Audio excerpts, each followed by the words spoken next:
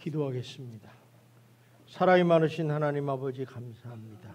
하나님께서 저희들을 사랑하셔서 이렇게 거룩한 주일날 거룩한 백성들이 거룩한 전에 모여 신령과 진정으로 예배를 드릴 수 있도록 우리들의 마음과 시간과 정성을 다하게 하심에 감사를 드립니다. 예배를 통하여 하나님 귀한 말씀을 주셨습니다.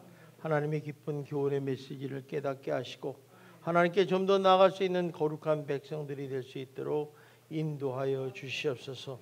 말씀을 지식으로 남지 말게 하시고 내 마음판에 새겨 내 삶 속에 역사하는 놀라운 축복의 말씀이 되게 하여 주시옵소서. 이 험한 세상을 살아가고 많은 유혹 속에서 살아가지만은 우리 인생은 승리하기를 원합니다. 우리들에게 가진 여러 가지 인생의 장애물 여리고 성도를 무너뜨려 주시고 주님의 영광 가운데 살아갈 수 있는 거룩한 백성들이 될 수 있도록 역사하여 주시옵소서. 오늘 하루를 살아가는 가운데도 주님의 영광을 위하게 되시고 우리의 마음을 문을 열고 우리 귀를 열고 우리 입술을 벌려 하나님을 찬양하고 경배하는 놀라운 축복의 시간이 되게 하여 주시옵소서. 예수님 이름으로 기도드리옵나이다. 아멘. 우리 옆 사람하고 인사합시다. 날마다 좋은 일이 날 것입니다. 한 번 더 인사합시다. 당신은 자 되는 사람입니다. 오늘 인생의 닫힌 문을 여는 비결에 대해서 여러분하고 좀 말씀을 나누고자 합니다. 우리가 인생을 살다 보면 굳게 닫힌 문을 종종 만나게 됩니다. 어떤 사람은 진로와 취업의 문제로 인해서, 또 어떤 사람들은 진학의 문제로 인해서, 또 어떤 사람은 사업의 문제로 인해서, 또 어떤 사람들은 질병의 문제로 인해서 고통을 받고 있고, 또 어떤 사람들은 또 결혼의 문제로 인해서 여러 가지 어려움을 당하고 있습니다. 이렇게 우리가 계획했던 문들이 닫혀 있을 때 우리는 답답함을 느끼고 고민하게 됩니다. 정말 어떻게 이 문을 열 것인가? 참 해결되기를 원하잖아요. 오늘 본문을 보면 하나님의 은혜와 능력으로 요단강을 건너서 여리고성 이스라엘 백성들이 여리고성을 만나게 됩니다. 한번 여호수아 우리 6장 1절을 보겠습니다. 시작.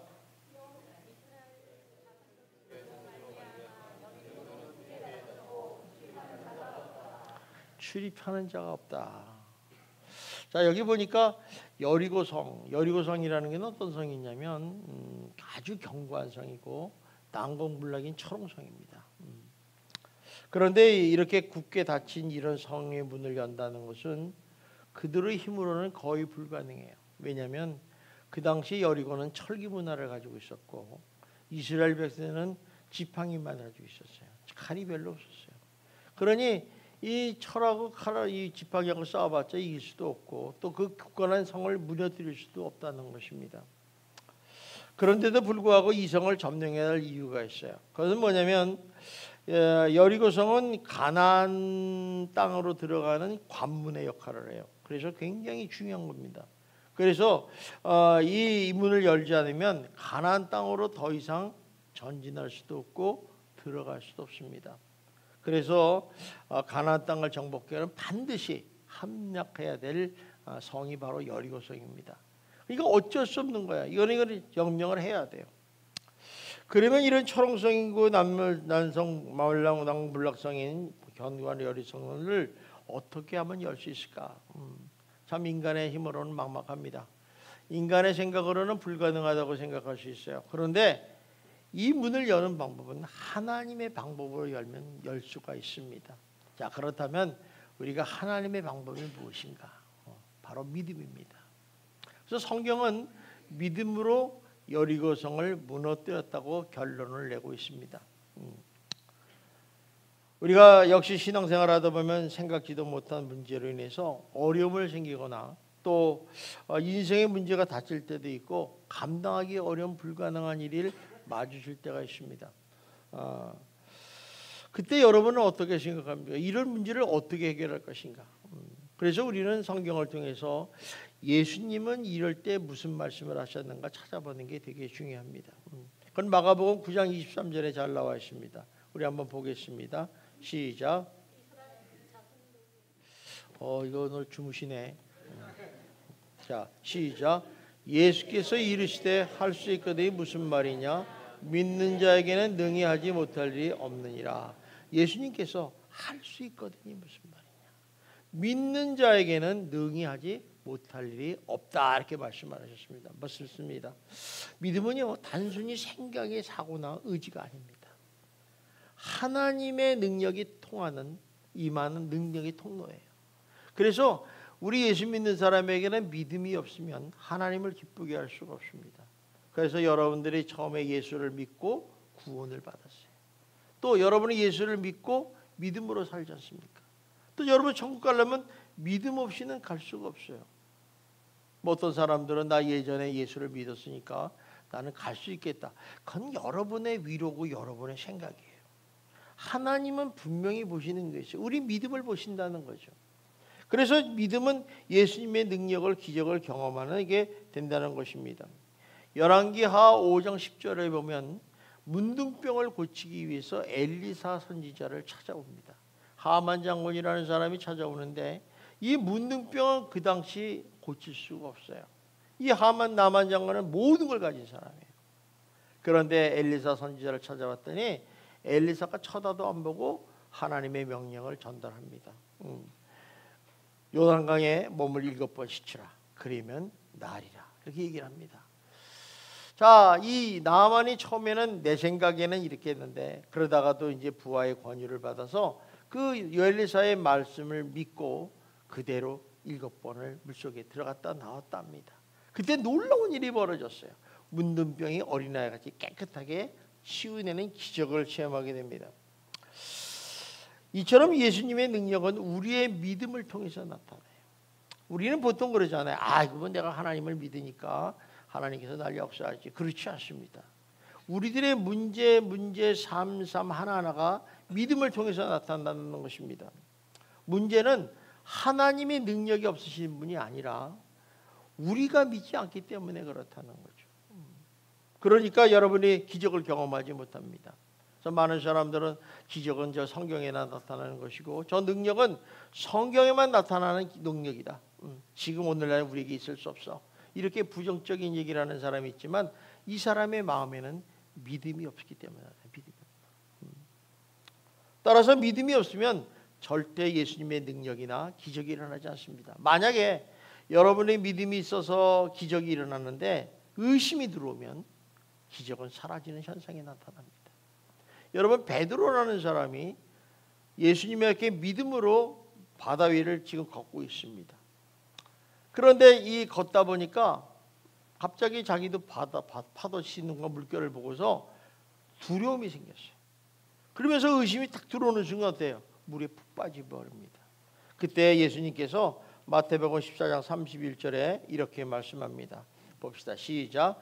예수께서 즉시 손을 내밀어 그를 붙잡으시며 이르시되 믿음이 작은 자여 왜 의심하였냐. 야, 무슨 얘기냐. 야, 베드로 너 정도면 믿음이 작으면 안 되지 않니? 우리 예수님께 성도님들은 믿음이 작으면 안 되겠죠? 얼마나 커야 돼요? 얼마나? 한번 표현해 보세요. 네, 그만큼 큰 거예요. 요만큼 한 사람 요만큼 큰 거예요. 그러니까 여러분이 믿음이 크셔야 돼요. 예수님의 믿음이 작은 자. 믿음이 없다고 얘기하시는 게 아니에요. 믿음이 콩알땀 같지 않다. 겨자씨만 하다 이런 거예요. 왜 의심하냐? 믿음이 작은 사람의 특징은 의심이에요. 그래서 늘 의심을 하다 보니까 자기 두려움이 생기는 거죠. 이처럼 믿음은요 신앙의 근본이에요. 아주 기본입니다. 그리고 이 믿음은 능력과 기적의 원천인 것입니다. 그러므로 사람의 생각은 불가능하다 생각하지만은 하나님께서 역사하시면 능치 못할 일이 없는 줄 믿습니다. 그러니까 하나님이 함께 하시면 되는 거예요. 그래서 천지를 창조하신 하나님께서 나와 함께 하시면 믿음으로 순종한다면 우리의 삶 속에 놀라운 능력과 기적을 체험할 줄 믿습니다. 저는 여러분들의 이런 믿음을 가지고 승리하는 인생이 되기를 주님의 이름으로 축원합니다. 혹시 지금 여러분 마음속에 기쁨을 빼앗아가고 있는 여리고성은 없는지 모르겠어요. 또 여러분들이 살아가는 가운데 인생에 닫힌 문 때문에 고민하고 있는 사람이 있을 수도 있습니다. 그러면 어떻게 이 여리고성을 무너뜨릴 수 있을까? 오늘 우리 말씀을 살펴보면서 지혜를 배워야 돼요. 야, 성경에는 이렇게 하고 있구나. 그러면 그걸 봐서 나도 그대로 믿음으로 따라가면 반드시 승리하게 될 줄 믿습니다. 그래서 성경은 참 좋은 성경이에요. 좋은 말씀이에요. 왜냐하면 이 말씀대로 살면 놀라운 능력과 기적을 체험할 수 있기 때문에. 그래서 우리가 말씀을 알아야 된다, 배워야 된다 하는 이유가 바로 거기 있는 것입니다. 오늘 본문의 여호수아 5장 13절 이하에 보면 여호수아가 이제 요단강을 건너서 여리고성을 본 거예요. 요단강 건너면 바로 여리고성이 보이거든요. 그 여리고성을 보는데 저 여리고성을 점령하기 위해서 직접 나가서 정찰을 하게 됩니다. 그런데 정찰을 해보니까 멀리서 보던 여리고성을 달리 여리고성은 난공불락의 성이었어요. 자, 그러니까 이들의 마음이 어떻습니까? 이 여호수아의 마음이 저 여리고성을 어떻게 점령할 것인가, 저 문을 어떻게 열 것인가에 고민에 빠지게 됐다는 것입니다. 우리 인생에도 마찬가지입니다. 우리 인생에도 이런 여리고성 같은 장애물을 만날 때 있지 않습니까? 그럴 때 우리가 제일 먼저 해야 될 일은 딱 한 가지예요. 하나님을 먼저 바라보십시오. 그리고 믿음으로 하나님께 기도하는 것입니다. 마찬가지로 여호수아도 여리고 문을 열기 위해서 가장 먼저 한 일은 하나님을 바라보면서 믿음으로 하나님께 기도했다는 것입니다. 성경에는 그런 얘기가 나오지 않습니다. 여호수아가 기도를 하였는지는 어떻게 알 수 있는가? 그러면 우리 여호수아의 일생을 보면 압니다. 그는 모세의 시정으로 광야에서 출애굽한 40년 동안 모세의 수행비서관이었어요. 모세가 여기를 가면 여기 가고 저기 가면 저기 가고 우리 따라다니는 사람이었어요. 그러니까 모세에게 배운 것이 뭐야? 기도하는 걸 배웠어요. 참 이 선생을 잘 만나야 돼. 누구를 만나느냐에 따라서 인생이 바뀌는 거예요. 이 모세는 모세에게 기도하는 걸 배웠어요. 그래서 자기도 모르게 기도하는 습관이 몸에 배었다는 겁니다. 여러분 40년 동안 아침 저녁으로 기도하는 것을 보면서 일을 하면서 기도의 모습이 자기도 배는 거죠. 사실 이제 모세는 어떻게 했습니까? 모세는 무슨 문제를 생기든지 안 생기든 간에 아침 저녁마다 회막에 들어가서 하나님께 기도를 하는 거예요. 그러다 보니까 가만히 옆에 따라가서 보니까 모세가 하나님과 친구가처럼 대면하는 거예요. 그러면서 이 말이 저 말 하는데 너무너무 부럽죠. 여러분들이 기도하는 모습을 가만히 옆 사람이 보는데 옆 사람이 하나님과 친구같이 얘기해. 아버지 오늘 이런데 어떻습니까? 뭡니까? 물어보고 막 대답하고 응답받고 얼마나 부끄러웠어요. 그래서 모세가 회막을 떠난 후에도 여호수아는 회막에 남아서 기도했던 사람이었습니다. 그 출애굽기 우리 한번 봅시다. 출애굽기 33장 11절에 보면 그 말씀이 나와 있습니다. 봅시다. 시작. 사람이 자기의 친구와 이야기함과 같이 여호와께서는 모세와 대면하여 말씀하시며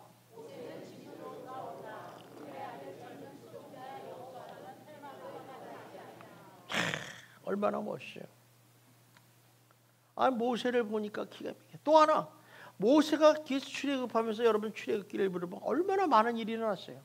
그렇게 문제가 일어나고 어려움을 당할 때 하나님께 기도함을 통해서 그 문제를 해결하고 기적이 일어나는 것을 보면서 승리하는 모습의 모습을 봤어요. 그러니까 모습을 통해서 하나님께 나가 기도하면 하나님이 도와주셔서 모든 문제가 해결되고 능력의 역사가 일어나는구나. 그래서 홍해바다를 가를 때도 보았고 또 만나를 주실 때도 보았고 물이 없을 때 반석에서 물을 하나님께 기도했더니 하나님께서 반석을 열었더니 물이 나오는 걸 봤고 그 수많은 걸 40년 동안 본 거예요. 그러니까 이 사람에게는 기도는 만능의 열쇠였어요. 만능의 열쇠였다. 그래서 이제 여호수아가 지도자가 돼서 처음으로 이제 이스라엘 백성들을 데리고 이제 가나안 땅을 정복하라니까 갔는데 마침 요단강이 가로막혔어요. 요단강이 그렇게 큰 강은 아닌데 그 당시 홍수와 이런 것도 여러 상황에서 강이 범람했어요. 여러분이 이제 뭐 요단강 그거 못 건너가겠냐 그렇지만은 사실 비가 많이 오고 물이 많이 오면요 건너가는 건 죽음이나 마찬가지. 근데 더군다나 여호수아는 뭐 지도자잖아요. 지도자니까 노소, 남녀, 어린아이, 뭐 거기 양소들 하나도 잃어버리지 않기를 원하는 거죠. 이게 지도자의 마음이에요. 자기만 살려면 얼마든지 살 수 있죠. 그래서 하나님께 그 제일 먼저 한 일은 뭐냐? 회막에 들어가서 3일 동안 하나님께 기도를 했다는 거예요. 자, 그러면 여호수아가 왜 기도했겠어요? 뻔하죠, 뭐 여러분. 아주 당연하게 습관적으로 들어간 거예요. 하나님의 도우심을 받고 지혜를 얻고자 기도를 했다는 겁니다. 우리가 기도는요, 당연해져야 돼요. 습관적으로 해야 돼요. 여러분 기도면 어쩌다가 하잖아요. 그거 소용없어요. 뭐 소용없다고 할 수 없지만은 잘 안 돼요. 우리가 기도를 날마다 하면 마치 기도는 하늘에 저축을 하는 것 같다는 거죠. 여러분이 매일같이 10,000원씩 저축을 하면 1년이면 얼마 모아요? 안 모아봤죠? 365만 원 모읍니다. 한 번에 365만 내려면 힘들어요, 안 들어요? 힘들죠. 똑같은 겁니다. 날마다 기도를 했어요. 지출이 쌓인 거야. 그러니까 내가 급한 일이 생겼어. 우리 집에 갑자기 500만 원이 필요해. 그럴 때 갑자기 500만 원을 없는데 빌리려면 어때요? 창피하잖아. 치사하잖아. 옆 사람한테 500만 원만 빌려줄래? 그러면 야, 그 돈도 없냐? 이러면 아주 얼굴 싹이에요. 그러니까 이 500만 원을 빌리는데 내가 쌓여서 매일같이 하나님께 기도. 하나님 주세요. 탁 주는 거지. 은행에 가서 탁 주세요. 여러분 은행에 가서 대출 받으려면 얼마나 힘든 일 하십니까? 남의 돈 절대 쓰지 마십시오. 복 받은 사람은 꾸지도 않고 꾸지 주지도 않는데. 제가 대출을 받는데요. 서류가 이만큼이에요. 제가 1시간 반을 사인했어요. 대한예수교 장로회 예수목회 김창동 목사. 이거를 1시간 반을 했다니까. 내가 하면서 자존심도 상하고 내가 꼭 이렇게 해야 돼. 한 번만 사인하죠. 목사님 안 됩니다. 사인해 주시죠. 이렇게 힘든 거예요. 남의 돈 쓰기. 마찬가지예요. 우리도 기도도 그렇죠. 남의 기도 쓸 수 없잖아요. 그러니까 우리가 이렇게 기도를 날마다 하는 것은 당연한 거고 습관대로 해야 된다. 그래서 이 여호수아는 그동안 40년 동안 습관적으로 했으니까 당연히 하나님께 나가서 도우심을 얻고 지혜를 얻기 위해서 기도를 했다는 사람이죠. 이것이 믿음의 사람의 특징입니다. 여러분 옆에 보세요. 저 사람의 믿음이 큰가 작은가를 보면 금방 알 수 있습니다. 믿음이 작은 사람은요 기도 안 해요. 기도가 중요한 건 알지만 그거 뭐 하나님은 전지하시니까 다 알죠. 그걸 모르겠어요. 그런데 왜 성경에서 구하라 찾으라 문을 두드리라 얘기하는 얘기예요. 다 이유가 있는 거예요. 하나님은 그 방법 외에는 여러분에게 주지를 않기 때문에 그렇습니다. 여러분 역대하 20장에 보면 여호사밧이라는 사람이 성군이에요. 참 나라도 잘 다리고 국방을 했는데 이스라엘은 조그만 나라입니다. 그러니까 모압과 암몬의 연합군이 쳐들어왔어요. 그러니까 큰일 난 거야. 그래서 하나님께 기도합니다. 하나님, 이 문제를 어떻게 해결하십니까? 이 전쟁에서 어떻게 승리할 것입니까? 그리고서 하나님이 이 문제를 해결하기 위해서 제일 먼저 한 일은 뭐냐면 역대하 20장 2절 3절에 보니까 이렇게 말씀을 하고 있어요.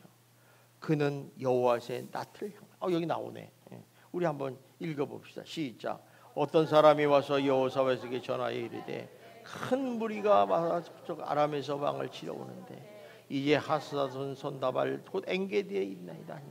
여호사밧이 두려워 여호와께 낯을 향하여 간구하고 온 유다의 백성에 금식하라 성파매 유대 사람이 하나님께 도우심을 구하려 하여 유다 모든 성읍에게 모여서 걷게 간구하라. 보세요. 여호와께 낯을 향했다. 이거는 습관적으로 당연한 사람이 할 수 있는 얘기예요. 여러분 문제가 생기면 어디로 갑니까? 변호사, 옆에 친구, 도움받는 찾아가잖아요. 이거 습관적으로 돼 있는 거예요. 그런데 이게 습관적으로 된 사람은 당연하게 여호와 앞에 낯을 딱 간구하는 거죠. 그리고 백성들에게 자신 있게 너희들 금식하라 얘기하는 수 있어요. 어떻게 지도자가 기도도 안 하는데 금식 기도하라고 할 수가 있겠어요? 그래서 유다 사람의 여호와를 구하라 모든 사람이 간구했다는 얘기예요. 이게 믿음의 사람의 모습이라는 것입니다. 우리도 마찬가지입니다. 하나님 백성으로서 어떤 삶을 살아야 인생의 닫힌 문이 활짝 열릴 것인가. 무엇보다도 먼저 우리는 습관적으로도 하나님의 도우심을 구하기 위해서 믿음으로 하나님께 나가 기도하는 인생이 되어야 될 줄 믿습니다. 그러자 하나님께 기도했더니 하나님께서 여호수아에게 이렇게 명령합니다. 여호수아 6장 3절부터 6절까지 봅시다. 시작. 모든 군사는 그 성을 둘러 성 뒤를 매일 한 번씩 돌되 여세 동안을 그리하라.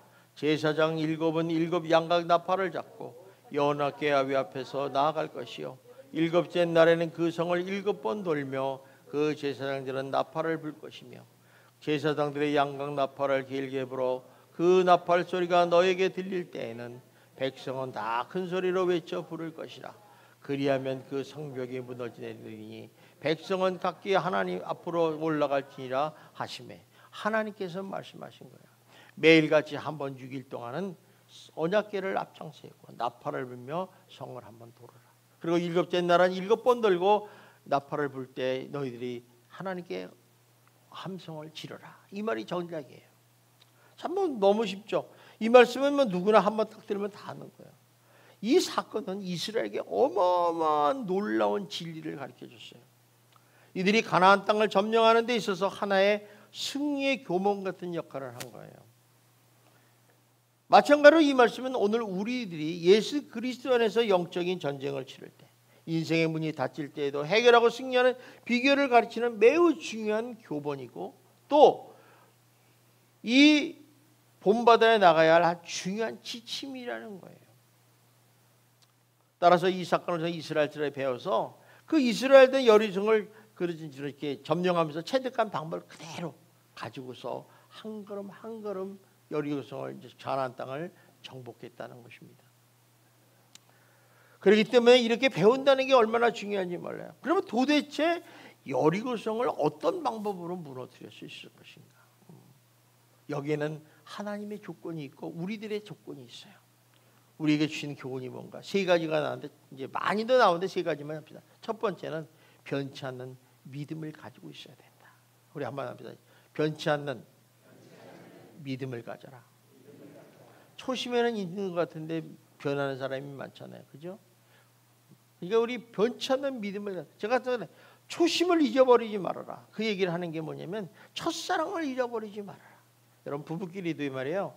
처음에는 막 죽고 살고 막 쭉쭉빵빵 했는데 나중에는 몰라. 그러면 안 돼요.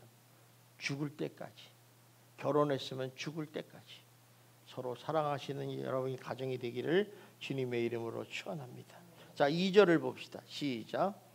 여호와께서 여호수아에게 이르시되 보라 내가 여리고와 그 왕과 용사들을 네 손에 넘겨주었다. 여기 보니까 하나님께서 여리고 성과 그 왕과 용사들을 네 손에 넘겨주었다. 이 넘겨줬다는 얘기 뭐예요? 하나님께서 이미 이 성읍을 이스라엘에게 주셨다는 거예요. 넘겨주셨다는 거예요. 다시 말하면 가나안 정복의 싸움은 하나님의 싸움이에요. 그러니까 하나님이 전략을 짜고 하나님이 앞장서서 움직이시고 승리도 여호와께 맡겼어요.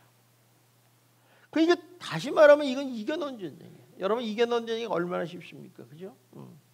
그러니까 여리고 싸움의 성공은 벌써 이스라엘 거리 되었어요. 그런데 중요한 건 이거예요. 이런 여리고 싸움하는데 우리 역할은 뭐냐니까 그냥 구경만 할 것이에요. 하나님의 방법은 좀 다르다는 걸 알 수 있어요. 우리 역할은 가만히 뭐 하나님 다 이긴 건데 뭐 우리에게 주실 거지 뭐 언젠가 주겠지. 이런 사람은 절대로 못 받아요. 여기서 요거를 꼭 알으셔야 돼요. 이게 하나님의 스타일이에요. 스타일. 그것은 뭐냐면 하나님 말씀에 변치 않는 믿음을 가지고 나아가는 거예요. 하나님 말씀을 듣고 있으면 변치 않는 믿음을 가지고 순종하는 거예요. 이게 우리가 해야 할 일이라는 것입니다. 당시 이런 상황에서 이스라엘 백성들이 하나님의 명령을 수행하기는 쉽지 않았어요. 여리고선 그들의 힘으로 무너뜨리는 게 거의 불가능하지 않았습니까? 그리고 또 아무리 생각을 해봐도 답이 없어요. 그런데다가 하나님께서 그저 성을 돌려내. 그러니까 이런 생각을 할게요. 아니 성을 100번 돈다고 성이 무너지냐? 그러면 뭐 다 정쟁이 이기게? 그런 소리 안 하겠어요? 아마 여러분도 그럴 거예요. 여러분 땅 따먹게 해가지고 우리 독립민 싹 돌으면 독립민 땅 다 너희께 줄게. 하나님 명령했다면 돌을 거야 안 돌을 거야? 욕심 있는 사람 돌지. 그러나 믿음으로 돌아야지. 설마 남의 집까지 다 있는데 그걸 줄 수 있어? 이런 생각을 하죠. 믿음으로 돌아가. 믿음으로. 도저히 믿을 수 없는 상황이라는 거예요. 그런데도 불구하고 놀라운 것은 여호수아는 하나님 말씀을 믿었다는 거예요. 놀랍지 않습니까? 여러분 안 놀라네. 하나님 말씀을 믿었다는 거예요. 여호수아. 그런데 더 놀라운 거는 이스라엘 백성들이 여호수아 말을 믿었다는 거예요. 참 놀라운 일이에요. 그러니까 이 이스라엘 백성들은 어떤 어려운 상황에서 변치 않는 믿음을 가지고 있었다. 오늘 우리도 마찬가지입니다. 우리도 변치 않는 믿음을 꼭 소유하시기를 주님의 이름으로 축원합니다. 이 믿음이 있어야지 우리 가로막는 장애물 여리고성도 무너뜨려서 승리할 수 있는 저와 여러분이 되기를 주님의 이름으로 축원합니다. 두 번째, 우리가 이런 인생의 여리고성을 만났을 때 제일 또 중요한 건 뭐냐? 침묵하는 거예요. 침묵이 뭔지 알죠? 침묵. 말하지 않는 거죠. 사실 여리고 싸움은 어떻습니까? 눈은 언약궤를 보는 거예요. 언약궤는 하나님에게 고정을 시키고, 항상 그래요. 어려움이 당하면 하나님께 무슨 눈을 고정을 시키십시오. 그리고 귀를 여세요. 나팔 소리를 들어서 귀를 열고, 또 발은 입은 꾹 다물고 침묵하면서 하루에 한 번씩 성을 두는 작정이에요. 우리 한번 10절을 봅시다. 뭐라고 명령했는가? 시작. 아니야 안 나와. 자, 여호수아가 백성에게 명령하여 이르되 너희는 외치지 말며 너희 음성을 들리게 하지 말며 너희 입에서 아무 말도 내지 말라. 그리하다가 내가 너에게 명령하여 외치라 하는 날에는 외칠지라 하고. 자, 보세요.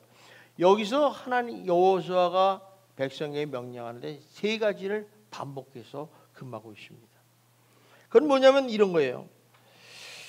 첫째, 큰 소리 나지 말게 하라. 여러분 200만 명의 움직임은요 조금만 내도 웅성웅성하잖아요. 또 거기다가 또 어떤 말 소리도 나지 말게 하라. 그리고 어떤 작은 소리도 입에서 나지 않게 하라고 3번 얘기합니다. 자, 그렇다면 여호수아가 왜 이스라엘 백성들에게 침묵하라고 말씀하셨을까? 이유가 있죠. 만약에 그대로 두면요 이스라엘 백성들은 원래부터 원망 불평 이런 사람들 아니에요. 그러니까 이러쿵저러쿵 말이 많을 수밖에 없어요. 우리가 인생에 어려움을 당하면요 가만히 있어야 돼, 믿음의 사람들. 그런데 그 문제 해결하려고 동네방네 얘기, 이거 비밀인데 말이야, 나 이런 일인데 나 좀 기도 좀 해줘. 그게 온 동네 다 돌아. 근데 기도도 안 해. 중요한 거야. 이 문제를 해결할 수 있는 분은 하나님밖에 없거든요. 그러다 보니까 우리가 어떻습니까? 뭐 세상에 이런 전쟁이 어딨냐, 무슨 산책하느냐, 뭐 이렇게 돈다고 100번 돈다고 성이 문이 열리겠느냐, 무너지겠느냐, 뭐 별의처럼 원망불평을 다 할 거예요. 그러다 보니까 이렇게 나타나서 이 불가능, 서리고성이 잡는 게 불가능해 보이는 거예요. 자꾸 이런 얘기를 하면요 저건 불가능해. 이러다 보니까 어떻습니까? 불평과 원망과 그 상인시의 본성이 나타나니까 스스로 자기가 무너지는 거예요. 여러분 중에서 예수 믿으면서도 불평, 불만, 원망하는 사람은요 자기 스스로가 무너진 거예요. 왜 불평해요? 하나님 믿는 자에게 능치 못한다고 했는데 왜 남의 거를 보면서 탓하고 원망하고 불평합니까? 스스로 무너진 거예요. 자기가 무너지니까 자기는 안 되니까 속상한 거거든. 아니 그게 되겠어? 그게 되겠어? 안 돼. 된다.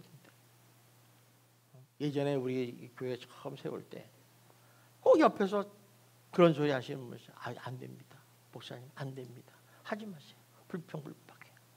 그래서 안 되는 게 도대체 뭐야? 다 되지 않느냐? 결국 다 됐잖아요. 근데 지금도 불평불만해요. 어떤 때는. 그 사람은 자기가 무너진 거예요. 자기가. 여러분은 예수 믿는 사람이 돼야 돼요. 예수 믿는 사람들은 하나님 앞에 믿는 자에게 능치 못함이 없다. 그거 믿으시기를 주님의 이름으로 축원합니다. 우리 한번 해봅시다. 믿는 자에게는 능치 못함이 없느니라.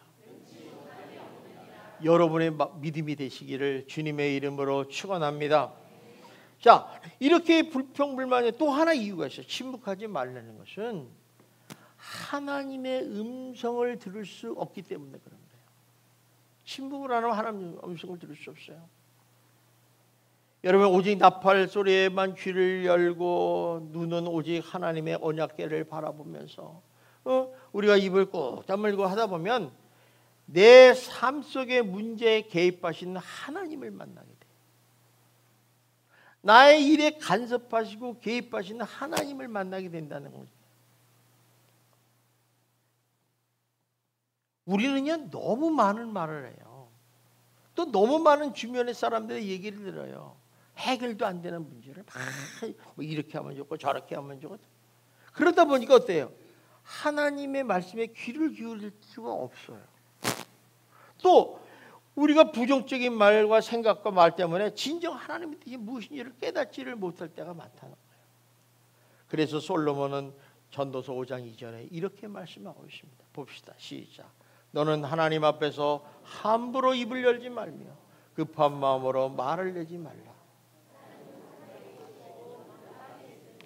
그런즉 마땅히 말을 적게 하라. 무슨 얘기예요? 함부로 하나님 앞에 안 된다 부정하지 말아요. 급한 마음으로 말을 내지 마라. 참 중요한 말씀이에요. 따라서 우리가 여리고성 같은 불가능한 어려운 문제나 인생에 닥친 문제가 닥치면 저는 그래요. 여러분에게 아무 세가 침묵 딱 하시고 먼저 하나님을 바라보면서 하나님 뜻이 무엇인지를 침묵하면서 기도하시는 여러분이 되기를 주님의 이름으로 축원합니다. 그러면 반드시 나를 도우시는 하나님의 음성을 들을 수가 있어요. 그리고 하나님께서 이 여리고성한 문제를 해결할 수 있는 지혜를 가르쳐 주신다는 거예요. 하나님이 역사하시는데 안 될 게 어디 있겠습니까? 그래서 야고보서 1장 5절에 이렇게 말씀을 하고 있습니다. 봅시다. 시작. 너희 중에 누구든지 지혜가 부족하거든 모든 사람에게 후히 주시고 꾸짖지 아니하시는 하나님께 구하라. 그리하면 주시리라. 누가 말씀하셨어요? 하나님께서. 누구든지 지혜가 부족하거든 하나님께 구하라. 그러면 주시겠다고 약속을 했잖아요. 근데 왜 안 해요? 여러분이 그렇게 똑똑해요? 지혜가 많아요? 여러 인간의 지혜로 푸는 거는요 해결이 안 돼요. 하나님의 지혜를 필요해야지 완벽하게 해결이 됩니다. 여러분, 그래서 여러분 항상 침묵하시고 하나님 앞에 나와 지혜와 음성을 들으는 여러분이 되시기를 주님의 이름으로 축원합니다. 마지막 핵심 포인트는 뭐냐면 끝까지 순종하라는 거예요. 한번 따라서 끝까지 순종하자. 끝까지를 기계야 돼. 끝까지 순종. 또 그러니까 더럽게 하네. 끝까지 순종하셔야 돼. 자, 우리 8절부터 14절, 15절 한번 봅시다. 자, 시작. 여호수아가 백성에 이르기를 마침에 제사장 7은 양각 나팔 7을 잡고 여호와 앞에서 나아가며 나팔을 불고 여호와의 언약궤는 그 뒤를 따르며 그 무정한 자들은 나팔 부는 제사장들 앞에서 행진하며 후군은 제 뒤를 따르고 제사장들은 나팔을 불며 행진하더라. 그 둘째 날에도 그 성을 한 번 들고 진영으로 돌아오니라. 여섯째 날을 이같이 행하니라. 일곱째 날 새벽에 그들이 일찍 일어나서 전과 같은 방식으로 그 성을 7번 도니 그 성을 7번 돌기는 그날뿐이었더라. 아까 여호와 하나님께서 여호와에게 명령한 내리를 이스라엘 백성들이 끝까지 순종했었다는 거예요. 그러니까 무슨 얘기냐면 끝까지 순종해야지 기적이 일어난다는 거예요. 끝까지 순종해야지 기적이 일어난다는 거예요. 한 번 순종해가지고는 기적이 안 일어나요. 본문을 묵상하다 어떤 성경학자가 이런 말을 썼습니다. 한 번의 순종이 상황을 바꾸지는 않는다. 그러나 온전한 순종은 반드시 상황을 바꾼다. 온전한 순종, 끝까지 순종은 뭐냐? 응답 받을 때까지 기도하라는 거예요. 순종하라는 거예요. 응답 받을 때까지. 우리는 한 번 하고서 하나님이 전지하시면 알아서 하겠지. 세상에 알아서 하는 법이 없어요. 집을 짓는데 하나님 나 집 질래요. 그러고서 알아서 하시겠지. 집을 줘야지 알아서 하지. 똑같은 거예요. 하나님의 전지하심에 대해서 우리가 착각하고 있는 거예요. 그렇지니까 하나님이 다 아시는데 뭐 우리 부들은 왜 성경에 구하라, 찾으라, 기도하라 얘기를 왜 합니까? 하나님이 알아서 다 할 텐데. 하시는 이유가 있어요. 나는 너희들이 이런 방법을 통해서 내가 역사한다. 기도한다는 것은요, 믿음이 있어야지 하는 거예요. 믿음이 없는 사람이 어떻게 기도합니까? 여러분에게 묻습니다. 여러분 믿음이 있습니까? 없습니까? 확실히 얘기해요. 믿음이 있습니까? 없습니까? 있습니다. 있습니다. 믿음이 있으면 기도를 하셔야 돼요. 왜? 하나님은 모든 것의 해결의 열쇠이기 때문에. 그러니까 여러분 보세요. 능력의 선지자 엘리야 유명하잖아요. 이 사람이 갈멜산에서 비 오기를 기도했어요. 그랬더니 하나님 앞에 한 번 기도했는데 비가 내렸어요? 안 내렸죠. 7번. 7번이라는 건 완전수야. 응답 받을 때까지 기도를 했어요. 그랬더니 저 하늘에 손바닥만한 구름이 내서 큰 비가 내리더라는 거예요. 여러분 끝까지 기도하는 것이 중요한 겁니다. 그래서 우리가 이렇게 끝까지 기도한다는 게 얼마나 중요한지를 아십니다. 마찬가지로 하나님께서 여리고성을 몇 번 돌라고 여러 번 이렇게 돌게 하는 이유는 하나님께서 이스라엘 백성들에게 온전한 순종을 요구하시기 때문이라는 거죠. 너희들이 온전히 순종하지 않느냐를 보신다는 거예요. 사실 여리고성은 아무것도 하지 않고 돌기만 한다면 인간적으로 보면 얼마나 우스꽝스럽고 장난치는 것 같습니까? 또 성을 공격하기 위해서 전쟁을 하고 나간 군사들이 아무 말도 없이 왔다 갔다 하면 그게 뭐 이상하지 않습니까? 상식적으로 말이 안 되는 거예요. 기를 주기 위해서 막 소리를 지르거나 와 이래야 되는데 가만히 돌아. 더군다나 가만히 보니까 이놈들이 완전히 미친놈 같아. 그래서 여리고성 사람들이 얼마나 강력합니까? 화살을 쏘고 창문을 열고 쳐들어가 죽일 수 있는 그런 위험천만한 상황이에요. 그런데도 불구하고 이스라엘 백성들은 하나님 말씀을 듣고 믿고 그냥 그대로 끝날까지 7째 날까지 끝까지 철저히 순종했다. 그랬더니 여리고성이 와르르 무너졌다. 얼마나 놀라운 일입니까? 여러분 가나의 혼인잔치 아시죠? 요한복음에 나오는 거. 요한복음에 가나 잔치에 포도주가 떨어졌어요. 그때 어머니가 오셔서 야 포도주가 떨어졌다 하면서 예수님에게 뭐라고 얘기합니까? 하인들에게 야 예수님이 하시는 말씀대로 해라.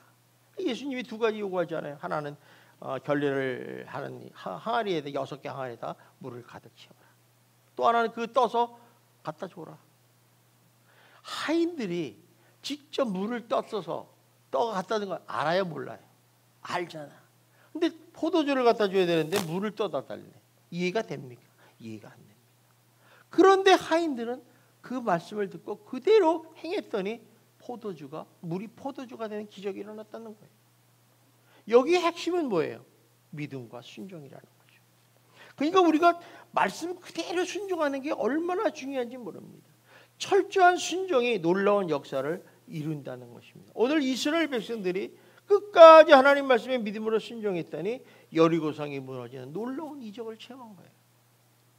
여러분 선성에서 이런 여리고성 같은 인생이 답답한 문을 열 때는 여러분도 그걸 열리고 싶고 원하지 않습니까? 저는 문제가 생길 때마다 모든 것이 만사형통하기를 원합니다. 그러므로 여러분 믿음으로 끝까지 순종하시기 바랍니다. 믿는 자에게는 능치 못할 일이 없는 줄 믿습니다. 믿는 자에게는 능치 못할 일이 없는 거예요. 그러니까 믿음으로 하나님만을 믿어요. 저를 믿지 마세요. 저를 믿어서 소용없어. 저는 해줄 수가 없어. 그러나 제가 할 수 있는 일은 하나님을 믿는 거예요. 하나님 기도해 주십시오. 하나님 해결해 주세요. 여러분 신앙생활이 뭡니까? 믿음으로 사는 거예요. 믿음으로. 뭐 정직하고 선하고 이게 두 번째 문제. 믿음으로 사는 게 성이에요. 그래서 하나님께서 믿음이 없이는 하나님을 기쁘게 하지 못한다는 거예요. 그래서 신앙생활에서 믿음을 빼버리면 아무것도 아니에요. 여러분이 믿음이 있나 없나 늘 체크를 해야 돼. 나는 믿음이 있는 사람인가? 아마 주일날 나오신 분들은 다 믿음이 있겠죠. 우리 예수만큼은 베드로처럼 작은 믿음이 아니라 큰 믿음을 소유하시기를 주님의 이름으로 축원합니다.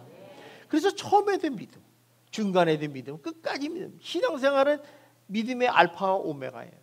그래서 처음에 우리 예수 믿고 믿음으로 구원받았잖아. 그러니까 믿음으로 살다가 믿음으로 천국까지 개판같이 살다가 천국 간다. 이 믿을 수 없는 일이에요. 그러니까 이 믿음이 없이는 하나님을 기쁘게 하지 못합니다. 그러니까 믿음이 얼마나 중요한지 몰라요. 그래서 우리 그리스도인에게 준 가장 큰 선물이 뭐냐? 믿음이에요.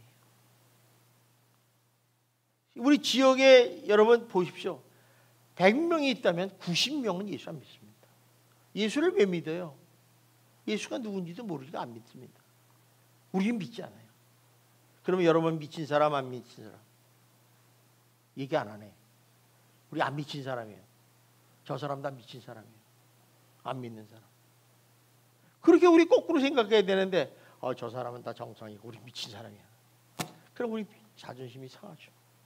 여러분 하나님은요 믿음으로 살기를 원해요. 이스라엘 백성이 어떻게 했어요? 믿음으로 그들이 하나님 말씀에 성으로 뒀잖아요. 믿음으로 그들은 잠잠했고 믿음으로 교회를 앞장 세웠고 나팔을 불고 믿음으로 함성을 질렀어요. 여러분 하나님은요 지금도 살아 역사하시는 줄 믿습니다. 그 하나님이 우리에게 보시는 것이 믿음이에요. 믿음. 여러분 믿음이 없으면 천국 갈 수도 없어요. 그러니까 여러분의 중심을 보는 하나님 뭘 봐요? 삶의 중심에 믿음이 있느냐 없느냐를 보시는 거예요. 여러분 죽는 날 그날까지 주님 앞에 가는 까지 그 믿음을 꼭 붙잡으시기를 주님의 이름으로 축원합니다. 그래서 변치 않는 믿음, 침묵하는 믿음, 끝까지 순종하는 믿음을 가지시고 이걸 가지고 우리 인생에 가로막는 장애물, 여리고성을 무너뜨리는 승리와 질병 때문에 고통당하는 그런 문제들을 해결하고 또 끝내 내 인생의 길을 막는 여리고성을 무너뜨리는 그런 승리의 역사가 여러분의 일어나기를 주님의 이름으로 축원합니다. 기도하겠습니다. 사랑이 많으신 하나님 아버지 감사합니다. 오늘 주님께서 여호수아를 통해서 우리에게 큰 것을 가르쳐 주셨습니다. 정말 하나님께서 변치 않는 믿음을 가지고 침묵하며 끝까지 순종하는 믿음을 통해서 승리하는 역사를 보았습니다. 우리는 인생을 살아가면서 인생의 문이 닫힐 때가 너무너무 많습니다. 우리 힘으로는 어떻게 해결할 수가 없습니다. 그러나 주님께서 역사하시면 될 줄 믿습니다.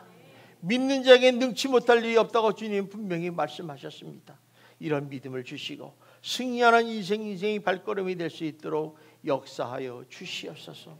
예수님 이름으로 기도드리옵나이다. 아멘.